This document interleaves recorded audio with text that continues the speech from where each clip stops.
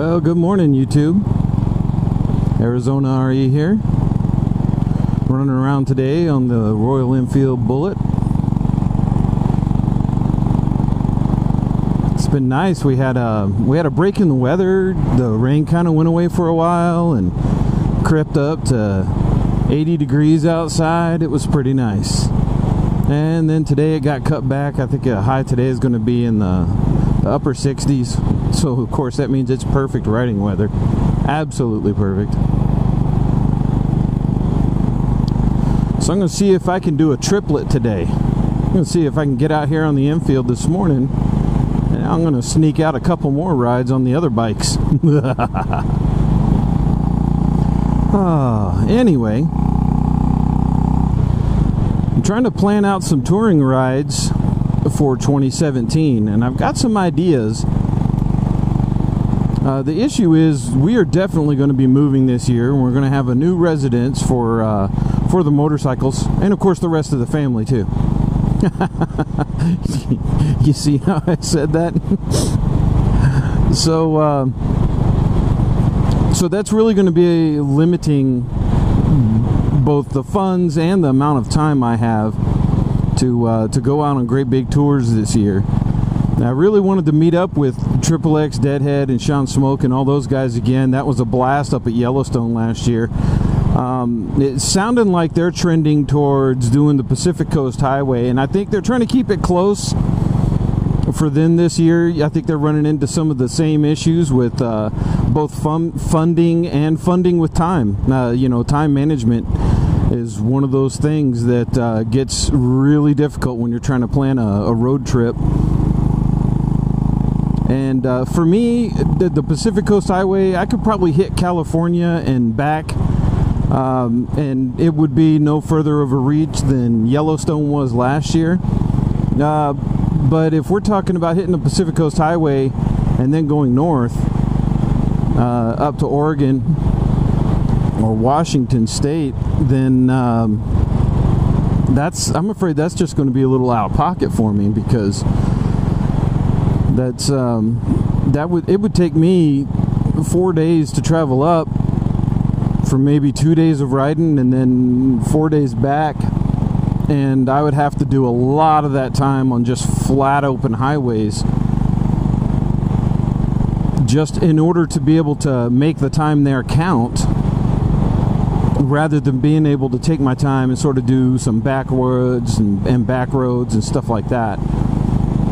So if that's the way they end up going, I'm likely not going to be participating in this year's XXXdeadhead summer ride. Also, too, it's fallen right on the cusp, right on the edge of when I'll need to be packing up and moving our house. So again, that time management is one of those things. I only get so many days off per year. I really don't want to spend 8 of them just riding on a freeway. So it's starting to look like that's going to be out of the picture, unless, there's also talk of them doing Utah 2.0. Now that's very doable. Obviously that's a lot closer to me, and it'd only take me a day and a half of riding, and that's taking it easy. I could get up there in a day if I needed to just hop on the interstate and do it, but if I wanted to take some back roads and do scenic byways and stuff like that, like I did up to Yellowstone last year, then that would work. A day and a half and plenty of time to spend on hand and meet up with the whole gang and everything. But I'm not sure if that's what they're going to do. If that's what they're going to do, that's a lot more manageable for me. But I've come up with some alternate plans as a result. You guys might remember Corey. He's contacted me, and we're talking tentatively here about doing a summer trip up to Telluride, Colorado, and there's lots of beautiful places up there to camp, and most of the camping up there on the federal land is free. There are some private campgrounds or state-owned campgrounds that cost a little bit, but we can keep costs cheap.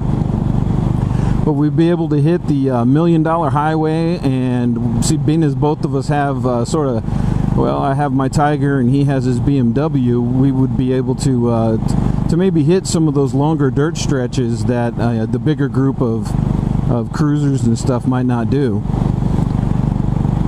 So that is a trip that I've wanted to do for a while. Go and hit those sort of back mountainside of Colorado, rather than just going and hitting the eastern portion of the state where everybody goes. I'd like to hit some of those places that people only hit in the winter time because they're going up there for all the great skiing, and turn it into a great camping trip instead.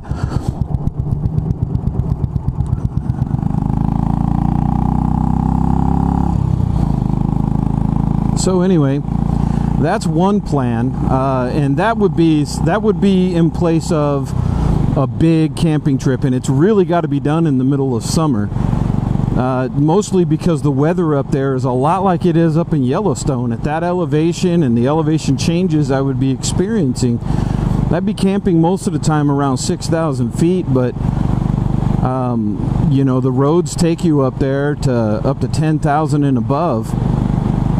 So it really needs to be done during the summertime in order to keep the climate mild, and also because if you go in the fall or the spring, too early in the spring, you're looking at getting snowed in, and that wouldn't be fun at all. It'd have the roads shut down for us, and not only that, but that means packing more extreme camping gear, which means heavier and bulkier. And then it also drives up cost, because chances are you'll be looking at a hotel stay here and there. Another bridge across the Santa Cruz.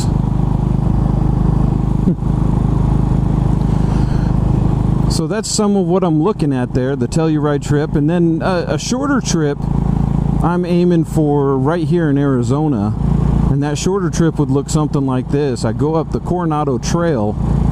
I'd start over in Safford, maybe stay at a cabin or something at Roper Lake, and do a little touring on the east side of the state of Arizona. And this is for one of those, you know, 2 or 3 night trips, just right here within state. You know, sort of keep it local. But that Coronado Trail, that was one of those roads I missed when I did my Pine Top tour. I was going to come back down that way, but they had a road slide a couple years ago, or a rock slide a couple years ago, and they had closed the road, and I wasn't going to hang out and wait for that, so I took other routes.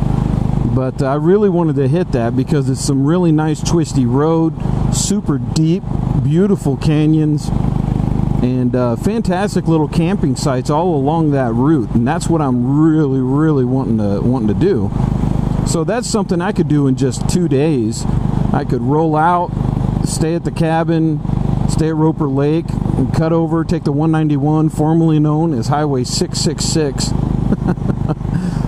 I think I still have a map where that's marked Highway 666. Due to superstition, they've changed the name.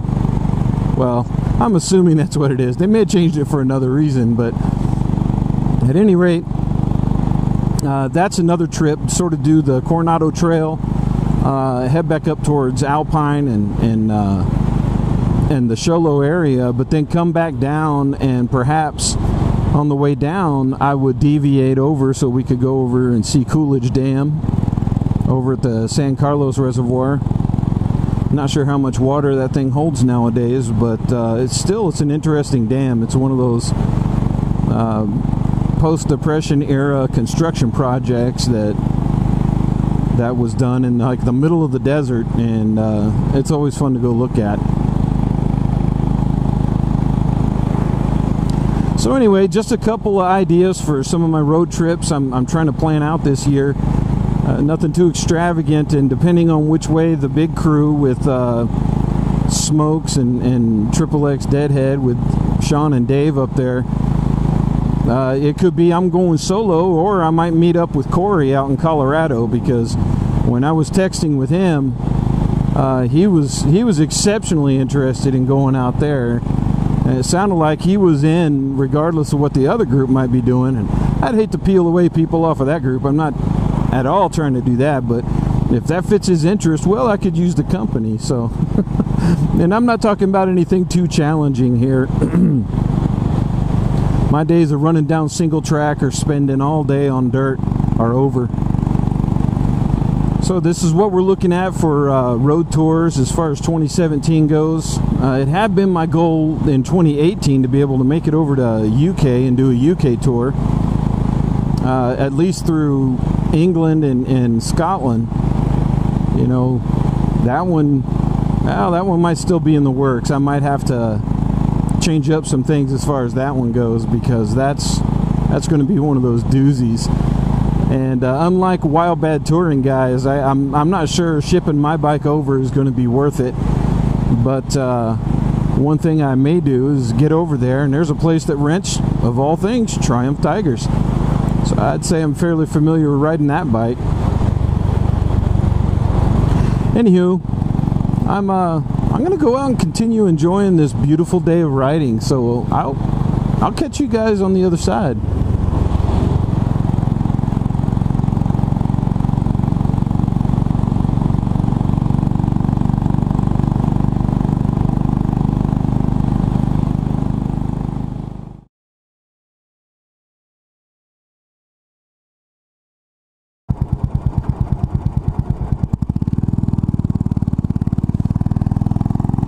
Why, thank you. I'm not used to a light changing just for me.